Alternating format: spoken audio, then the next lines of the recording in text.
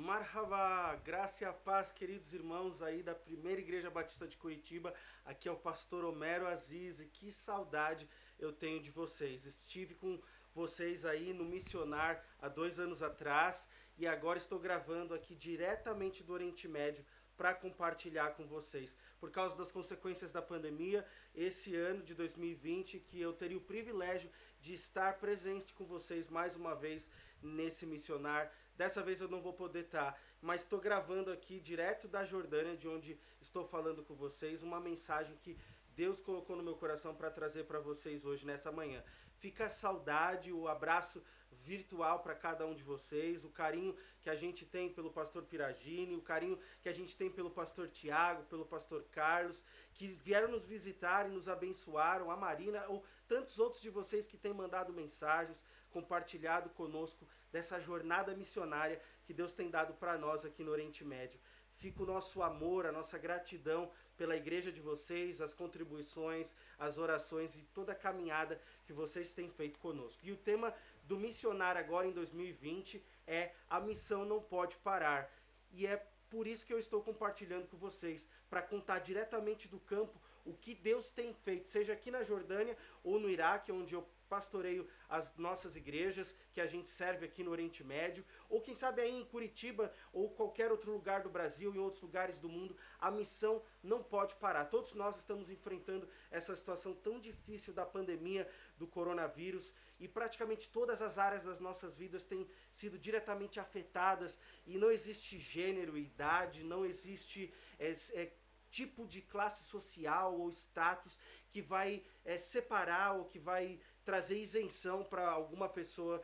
Todos nós estamos enfrentando juntos essa que é uma crise global, e seja a questão da saúde, seja as restrições da quarentena ou as consequências econômicas, de alguma maneira todos nós podemos nos relacionar com o que está acontecendo no mundo agora. E a forma da igreja ser igreja também está mudando. E a igreja está sendo afetada de uma maneira impressionante. Incontáveis templos no Brasil e ao redor do mundo estão fechados, cultos cancelados, e em muitos lugares a convivência é estritamente virtual, como vocês sabem, assim como eu estou gravando para vocês aqui agora. A nossa própria igreja aqui na Jordânia, a gente passou no período aí clímax da quarentena aqui no país a também se reunir de forma virtual. Agora, graças a Deus, estamos de forma presencial novamente como igreja, servindo ao Senhor. Mas é no meio dessa situação em que todos nós temos que nos adaptar e que parece que a missão tem que continuar também, tem que se adaptar, é que eu quero trazer uma palavra para vocês no tema dessa Missionário 2020, que está em Mateus 24:14, e diz assim: e este evangelho do reino será pregado em todo o mundo como testemunho a todas as nações, e então virá o fim. E para sermos desafiados pelas lições tão ricas que esse texto tem para nos dar, a gente precisa entender um pouquinho mais do contexto. E o capítulo 24 do Evangelho de Mateus, ele é muito especial. Ele narra os últimos dias do nosso mestre Jesus. É ali os momentos finais de Jesus naquela última semana com os seus discípulos. Depois de ter sido aclamado pela multidão, de limpar o templo dos cambistas, de compartilhar parábolas e profecias, inclusive de desafiar os religiosos de seu tempo dentro de Jerusalém, ele se assenta com aqueles que eram seus amigos mais próximos, os discípulos, e traz para eles alguma compreensão de algumas das coisas que ele tinha compartilhado antes, e dentre elas ele responde uma das perguntas que os discípulos fizeram ali para ele. Logo lá no versículo 3 do capítulo 24, a gente vê eles lançando um desafio ali para Jesus, querendo entender um pouco de tudo aquilo que ele tinha falado. E a verdade é que depois de tudo que eles vivenciaram com Jesus como discípulos, eles queriam saber quando é que aquelas palavras todas, especialmente no aspecto profético que elas tinham, se realizariam. E aí então Jesus responde com os versos, a partir do versículo 4 até o verso 14, respondendo aquela pergunta para eles. As dúvidas eram: quando é que o cumprimento das profecias vai acontecer? Quais seriam os sinais demonstrados para o retorno de Jesus, para o dia do juízo? Quando seria o fim de todas as coisas? E aí, Mateus 24:3, a gente vê lá os discípulos dirigiram-se a ele em particular e disseram: dize-nos quando acontecerão essas coisas e qual será o sinal da tua vinda e do fim dos tempos. Bom, queridos, com quase 25 milhões de pessoas infectadas hoje com o coronavírus, passando aí de 800 mil mortos no mundo. O medo, a ansiedade, o pânico pode tentar tomar conta dos nossos corações. E a gente olha para as notícias, vê guerras, catástrofes, a gente vê situações caóticas no mundo inteiro. E com as igrejas se fechando, missionários voltando do campo transcultural para as suas nações por causa de diferentes questões, dentre elas as econômicas, a gente passa a questionar também, assim como os discípulos, perguntas sobre o tempo do fim. Será que o fim está próximo?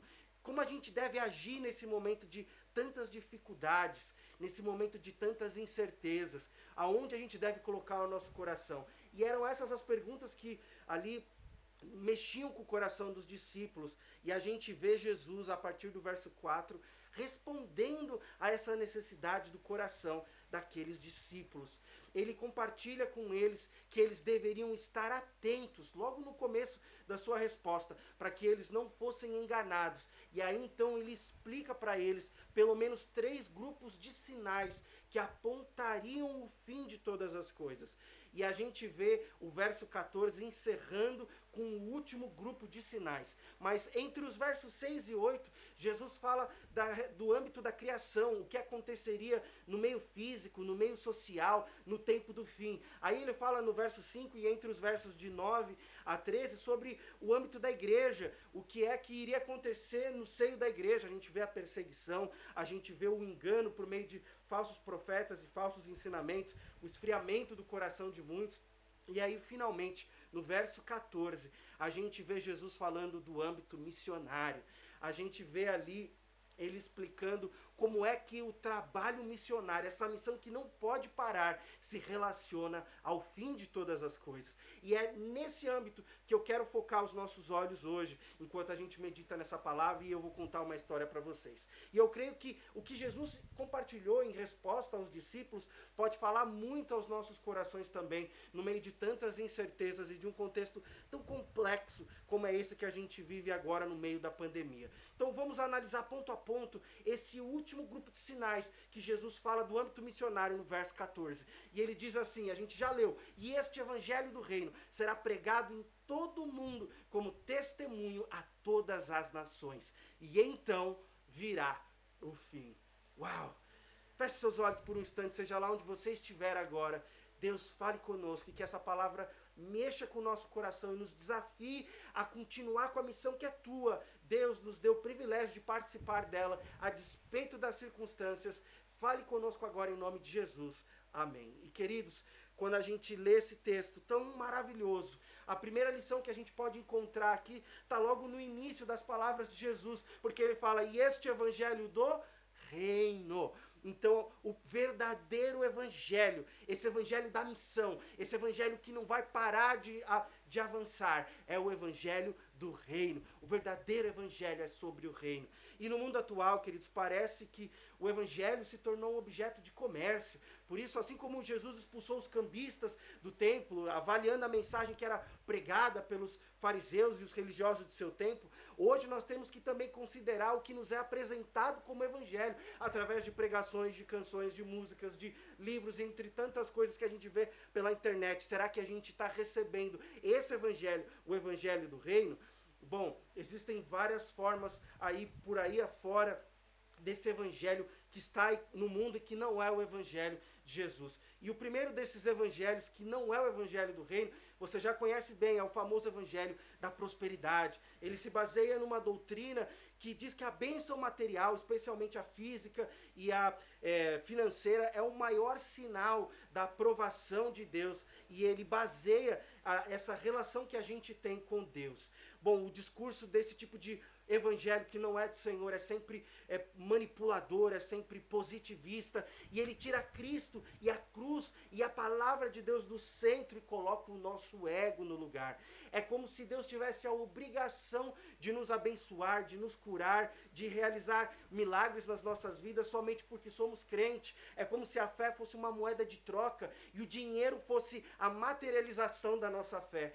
Quanto mais dinheiro eu oferto, maior é a bênção de Deus na minha vida. Quanto maior essa fé representada pelo dinheiro, depositada como semente no altar, maior é a possibilidade que eu tenho de determinar e de exigir a bênção de Deus para a minha vida. Nessa visão, porque eu sou crente, Deus vai me dar o carro do ano, o trabalho do ano, o salário do ano, eu vou ser sempre saudável e a minha vida sem sofrimentos será sempre estável. Bom, eu acho que eu não preciso nem gastar muito mais palavras para dizer que esse evangelho não é de Deus, certo? Ele é antibíblico, ele é irreal, não condiz com as palavras do nosso Mestre Jesus. Mas tem um segundo tipo de evangelho, que é o que eu gosto de chamar de evangelho do bem-estar. Ele está revestido de uma postura bíblica saudável, muitas vezes coerente, mas que na prática acomoda os crentes numa zona de conforto e os aprisiona ali. Ele dirá assim, peça e Deus ouvirá, peça por cura e ele vai curar, peça por conversão da família e todos da família vão se converter, peça por provisão e Deus vai sempre prover. E aí parece que a relação já não é do ponto do determinismo, não é do ponto positivista, mas manipulador, mas ao mesmo tempo parece que ela se baseia em que nós pedimos e Deus realiza, como se Deus apenas existisse para satisfazer as nossas vontades. Isso acaba nos afastando do evangelho da cruz, do evangelho que o Senhor Jesus Cristo nos ensinou. É claro que a gente tem que pedir pelas coisas, e é claro que Deus é capaz, é poderoso para nos abençoar e para realizar milagres nas nossas vidas. Mas assim como no evangelho da prosperidade, o evangelho do bem-estar, o homem está no centro da relação. Deus, Jesus, a cruz, a palavra não estão no centro. A ênfase está sempre na saúde física, na saúde emocional e afetiva, nas relações humanas, e tudo gira em torno do indivíduo. As grandes doutrinas bíblicas ficam de lado e sobra aquele discurso que afaga o nosso ego, do coaching, da autoajuda e do encorajamento pessoal. Você vai encontrar isso nas mídias, você vai encontrar isso nas músicas, você vai encontrar isso nas redes sociais. As pregações do bem-estar, elas são sempre egocêntricas. É você, Deus quer fazer isso na sua vida, Ele quer cuidar disso, Ele quer. E é como se o ensino é de que Deus vai fazer tudo pelos seus filhos. E Ele quer abençoar sim. Mas Cristo deixa de ser o centro quando a pregação gira em torno do homem. A cruz não está mais naquele lugar. E quando o homem está no centro, a gente está longe da vontade de Deus. Deus não existe para nos satisfazer, irmãos e irmãs. Eu me pergunto o que acontece, o que eu devo pensar, reagir, como é que deve ser quando Deus não cura crentes que morrem por causa de câncer, são fiéis, temem ao Senhor, ou por causa do coronavírus, pastores aí pelo Brasil, pelo mundo afora, morrendo enfermos, mas a igreja orou, mas a gente pediu, e aqueles que morrem com acidentes de fatalidades da vida, ou quem sabe num acidente de carro, ou aqueles parentes nossos que morrem sem Jesus, mas não estavam debaixo da promessa, ou quando a gente pede algo, e parece que nunca esse desejo é atendido. E aí, o problema está com Deus? O problema está conosco porque a gente não tem fé? Aonde é que está o problema? Quem detém o problema, queridos? O problema não está nem em Deus nem em você. O problema está nesse evangelho que não é o evangelho do reino. Queridos, como é que a gente explica 250 milhões de cristãos hoje perseguidos no mundo por causa da mesma fé, que aí no Brasil você exerce com liberdade, você cultua e adora o Senhor, mas são milhões e milhões de cristãos agora, nesse exato momento, sendo severamente oprimidos todos os dias, marginalizados, empobrecidos, estão doentes, solitários, isolados, enfrentando todo tipo de situação, em razão da fé que eu e você temos em Jesus. E aí, é falta de fé deles? Ou então Deus está cometendo algum equívoco com isso? Não, queridos. O evangelho do bem-estar pode estar recheado de promessas bíblicas, ele conter coisas que Deus de fato vai realizar para mim e para você, querido irmão. Mas se eu e você, nós usarmos essas palavras fora do contexto, ou nós declararmos esses textos num discurso manipulatório na nossa relação com Deus, como se Ele existisse para realizar essas coisas, nós vamos estar longe do centro da vontade dEle, para mim e para você. E aí a gente fica acomodado, preso dentro de uma bolha de sabão. E sabe qual é o problema? É que a adversidade vem, a dificuldade vem, a enfermidade vem, a necessidade vem e a bolha estoura. O conforto acaba. E a fé morre. Eu e você não podemos construir nossas casas na areia, porque vem a tempestade, vem o vento, vem a chuva, vem a maré, e a casa cai, a casa afunda. A gente precisa enraizar a nossa vida profundamente na rocha. Jesus precisa sentar-se no trono do coração das nossas vidas e reinar sobre nós. E aí entra o último dos evangelhos, que está por aí também, para a glória de Deus. E eu sei que vocês da PIB de Curitiba se alimentam e buscam esse evangelho, o evangelho do reino. Ele é baseado puramente nas palavras de Jesus, nosso mestre. E talvez o melhor resumo dele se encontre lá em Mateus, entre os capítulos 5 e 7, o famoso Sermão do Monte. Ali você vai ver com detalhes os pormenores do evangelho do reino. Como é que a gente tem que lidar uns com os outros. Como é que a gente tem que lidar com os que não conhecem a Cristo. Como é que a gente tem que lidar com os que estão perdidos e necessitados deste mundo. A gente olha para o evangelho do reino, que está ali em Mateus de 5 a 7, e a gente tem que pegar como a palavra como se fosse um espelho e verificar, será que eu estou vivendo esse evangelho, o evangelho do reino? Porque o evangelho do reino é baseado no amor, perdão, fé, abnegação, santidade, sacrifício, humildade, adoração. Não é centralizado no homem, mas é cristocêntrico. Ele tem como exemplo a vida do mestre. E ele encerra a sua jornada na cruz.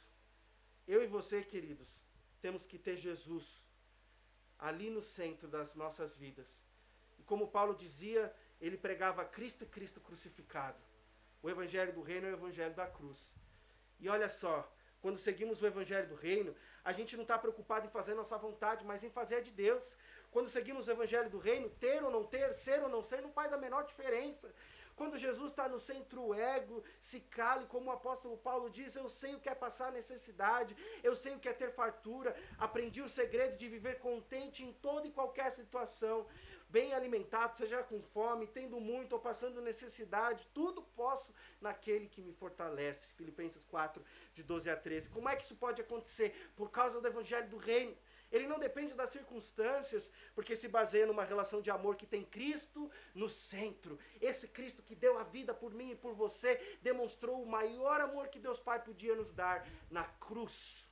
A cruz é o centro desse evangelho, com Cristo ali. Por isso, em todas as coisas, somos mais que vencedores, por meio daquele que nos amou. Pois estou convencido de que nem morte, nem vida, nem anjos, nem demônios, nem o presente, nem o futuro, nem quaisquer poderes, nem altura, nem profundidade, nem qualquer outra coisa na criação será capaz de nos separar do amor de Deus que está em Cristo Jesus, o nosso Senhor. Romanos 8, de 37 a 39. Esse é o evangelho verdadeiro, cristocêntrico, que Jesus disse que seria espalhado no tempo do fim. Agora a gente aprende uma segunda lição aqui. Porque Jesus fala, e este evangelho do reino será pregado em todo o mundo como testemunha a todas as nações. Olha que lindo, ele dá uma palavra de garantia. Este evangelho do reino será pregado. Então a segunda lição aqui, queridos, é de que a pregação jamais será impedida. Como diz o tema da Missionária 2020, a missão não pode parar. Por isso, após essa definição tão precisa do tipo de evangelho que deveria ser seguido e pregado, Jesus, ele faz uma afirmação com uma promessa. Ele declara que a missão nunca vai parar. Isso significa que ela vai se cumprir independentemente do que for, até essa pandemia tão terrível que a gente vive nos dias de hoje. Nos versos anteriores, de 4 até o 13, a gente viu Jesus profetizando que o mundo enfrentaria crises, guerras, terremotos, divisões, que a igreja acabaria por se fragilizar por causa dos falsos profetas, dos escândalos, das perseguições, das iniquidades e até da falta de amor. Mas ainda assim, não importam as circunstâncias, as limitações, os falsos profetas, os clamores da criação de Deus. Porque, a despeito de desastres naturais, em sua resposta que Jesus deu aos discípulos, ele deu uma certeza, a de que o evangelho do reino será pregado. E é nesse contexto de crise no mundo, que no meio da fraqueza da igreja, o povo de Deus vai cumprir com a missão. A missão não vai parar. Isso nos desafia a compreensão de que o evangelho do reino, ele será pregado pelo poder de Cristo e não pela nossa força humana. Deus será glorificado enquanto a igreja avança pregando o reino, sendo ela composta de gente humilde, de fracos e de pecadores. O evangelho do reino é do reino e a glória é de Deus. E aqui vale lembrar de que a promessa de Jesus contém duas palavras no grego que sempre caminham juntas. O evangelho do reino será conhecido no mundo pela pregação e pelo testemunho. A primeira no grego diz aqui querigma, que significa proclamação. É a pregação verbal da mensagem. E a segunda que a gente vê aqui, ela diz respeito à questão do martírio, testemunho. E a gente já vai falar sobre isso. Mas Jesus compartilhou as boas novas do reino, a pregação verbal, por todo Israel e circunvizinhanças.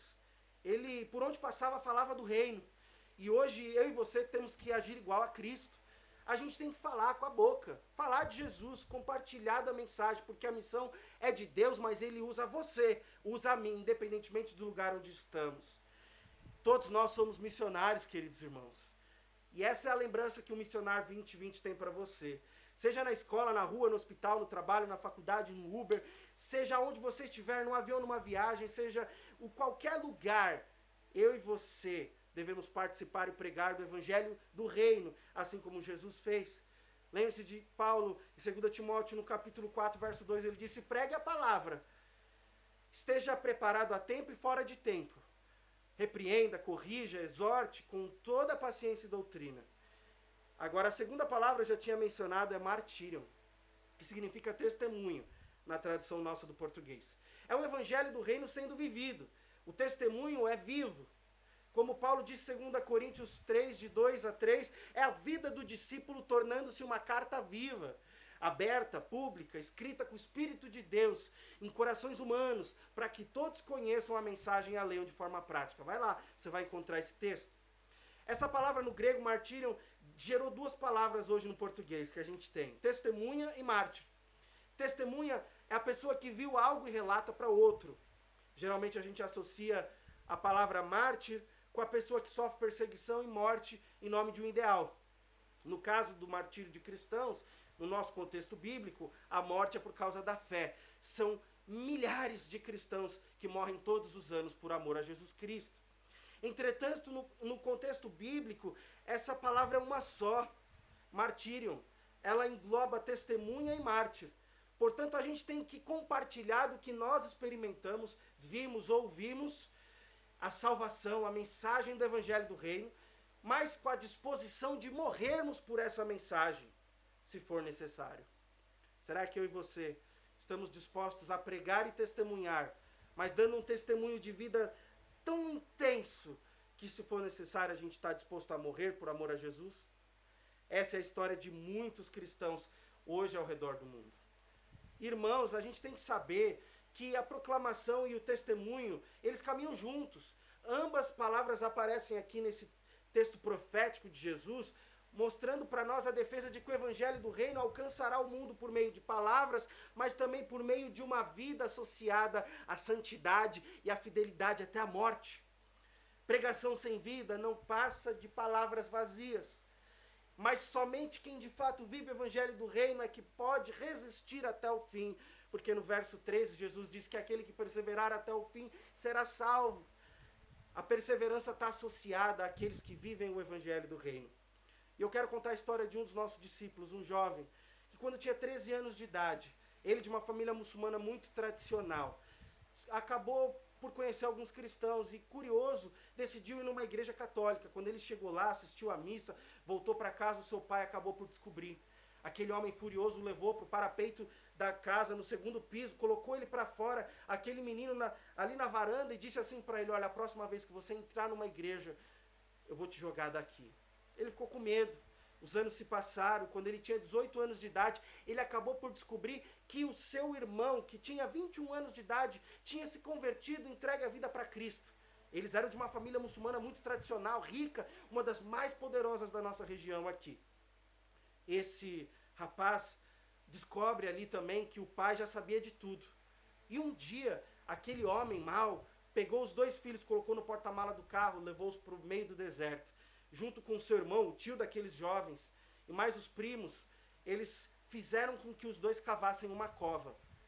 O irmão mais velho ali, desse rapaz que eu vou chamar de José, ele, ao terminar de cavar a cova, viu seu tio entrar, e aquele homem deu um tiro em sua cabeça. Aquele pai, que tinha organizado a morte do próprio filho, fez de tudo para apagar todos os traços da história daquele rapaz. Obrigou a família a esquecê-lo, e apagou todos os nomes e documentos que haviam registrados no seu país. Ele deixou de existir, porque ele tinha entregue sua vida para Jesus.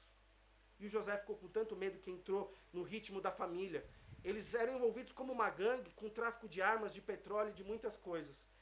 Aquele jovem com tanto medo, ele então passa a viver na prostituição ali, com mulheres, imoralidades e com dinheiro que você imaginar ele tinha, que você imaginar de ilegalidades aquele rapaz fez. Até que um dia ele se cansa daquela vida e ele se lembra daquelas sementes que foram plantadas do Evangelho. E aí então ele decide, ele não precisava ir fazer uma entrevista de emprego porque ele queria algo novo. Quando ele chega naquele lugar, a entrevistadora era a esposa de um dos meus obreiros. E aí então ela começa a conversar com ele e ela tinha uma cruz no peito. E aquele rapaz de 28 anos de idade, 10 anos depois de tudo que havia acontecido com seu irmão, ele então faz perguntas sobre a fé, ela não responde com medo e organiza um encontro. Nós tivemos o privilégio de estar com ele. Eu pude falar de Jesus e a nossa equipe também. E ali, naquele dia, aquele jovem entregou a vida para Jesus. E eu me recordo que eu perguntei para ele assim, você sabe que se você tomar essa decisão hoje, o seu fim pode ser o mesmo que o do seu irmão? E ele perguntou, mas onde é que o meu irmão está? Eu falei, se seu irmão realmente crê em Jesus, agora ele está com ele no céu. E ele falou, e se eu morrer hoje por causa de Jesus, eu vou estar com ele? Eu falei, você vai estar com Jesus e com seu irmão por toda a eternidade. E ele fica tão feliz e ele fala, eu estou disposto a pagar o preço. E José então é batizado, é discipulado e começa a servir conosco. Até que meses depois a família descobre e ele é sequestrado. Por 3 dias foi duramente torturado e eles cortaram a sua cabeça com gilete, eles agrediram ele, o deixaram num quarto escuro, sem janela, ele não podia ir no banheiro, sem comer, sem beber, e ele não dormiu porque eles o agrediam atrás de agressão, para que ele não descansasse. Por um milagre, porque nós compartilhamos e a igreja ao redor do mundo orou. Deus, em sua graça, permitiu que ele fosse liberto. Eu me recordo que a gente, depois de ter ajudado ele a se limpar, nós o levamos para tomar um café. E quando nós estávamos com ele, começamos a encorajá-lo e de repente ele falou assim, Homero, para. E eu falei, José, mas por quê? Eu falei alguma coisa errada? E ele disse, não quero que você se ofenda, mas Jesus estava ao meu lado. E eu passaria por isso tudo outra vez. Essa é a história de José. Alguém que está disposto, como uma testemunha viva, a ir até o fim por causa de Jesus. E quando a gente volta para a palavra, a gente aprende mais uma lição. Porque Jesus fala assim, este evangelho do reino será pregado em todo o mundo como testemunha a todas as nações. Aleluia! Todos em todas as nações ouvirão a mensagem. Deus seja louvado. Você sabia que existem discípulos de Jesus em todos os países do mundo? Seja lá onde você estiver, dá um glória a Deus. Glória a Deus! Sim, já existem cristãos em todos os países do mundo. Ah, mas por que Jesus não voltou ainda? Bom, a palavra nações aqui nesse texto significa etnias. São as diferentes raças e povos, os grupos culturais desse mundo.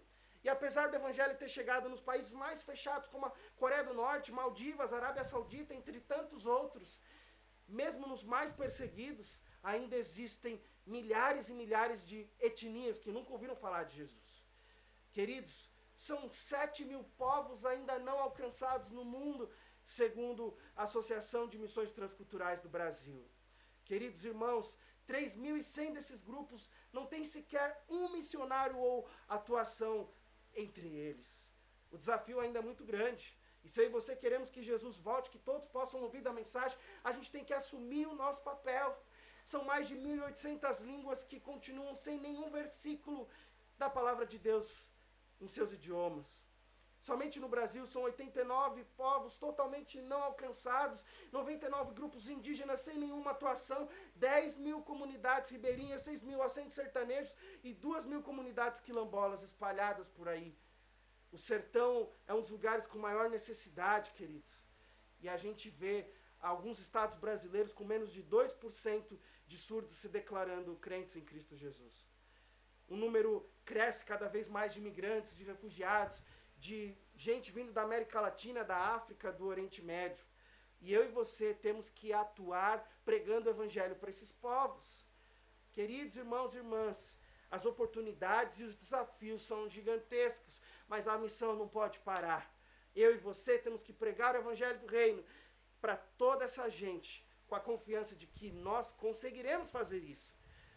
E quando a gente olha para o versículo novamente, a gente vê que ele encerra dizendo: e este evangelho do reino será pregado em todo o mundo como testemunho a todas as nações, e então virá o fim. A quarta e última lição encontrada na resposta de Jesus por seus discípulos é de que a nossa esperança está no fim. Aleluia!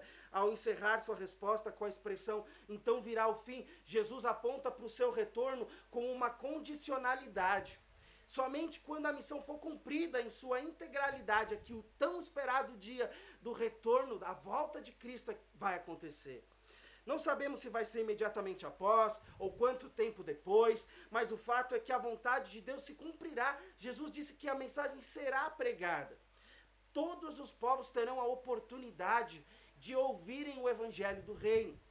E a palavra fim que nós vemos aqui nessa profecia de Jesus se refere ao dia final, que será maravilhoso, mas também terrível. A gente vai voltar para a casa do Pai, a gente vai ver Jesus face a face, a gente vai desfrutar da presença de Deus. Por toda a eternidade nós estaremos com Jesus, glória a Deus por isso, mas também vai ser um dia muito difícil, em que muitos serão julgados, e como Jesus mesmo já tinha dito, alguns vão ser deixados nos campos, nas camas, alguns vão ser ali recebidos por Jesus, e ele vai falar: vocês são desconhecidos para mim. Mas a outros ele vai falar: servos bons e fiéis. A outros ele vai acolhê-los na casa que ele tem preparado para eles. Então, quando eu e você clamarmos: Maranata, vem Jesus, nos lembrando do texto de Apocalipse 22 ou de 2 Coríntios 16, que eu e você tenhamos o peso no coração da responsabilidade que temos como igreja de Jesus, de participarmos da missão que é de Deus, mas que Ele confiou a nós, que Ele escolheu a nós, pequeninos, a despeito das dificuldades, da pandemia, das fraquezas, o que for, para seguir adiante, proclamando e vivendo por ela. A missão não pode parar, e eu e você temos que pregar verbalmente e testemunhar com uma vida até a morte, para que todos os povos em todo o mundo possam conhecer a Jesus. Queridos, nunca se esqueçam, o verdadeiro evangelho é sobre o reino. A pregação jamais vai ser impedida. Todos em todas as nações ouvirão a mensagem, mas a nossa esperança está naquele dia, no fim. Que Deus abençoe sua vida. E fica o nosso coração e a nossa gratidão aqui da Jordânia, do Oriente Médio, para vocês da PIB. Que Deus os abençoe.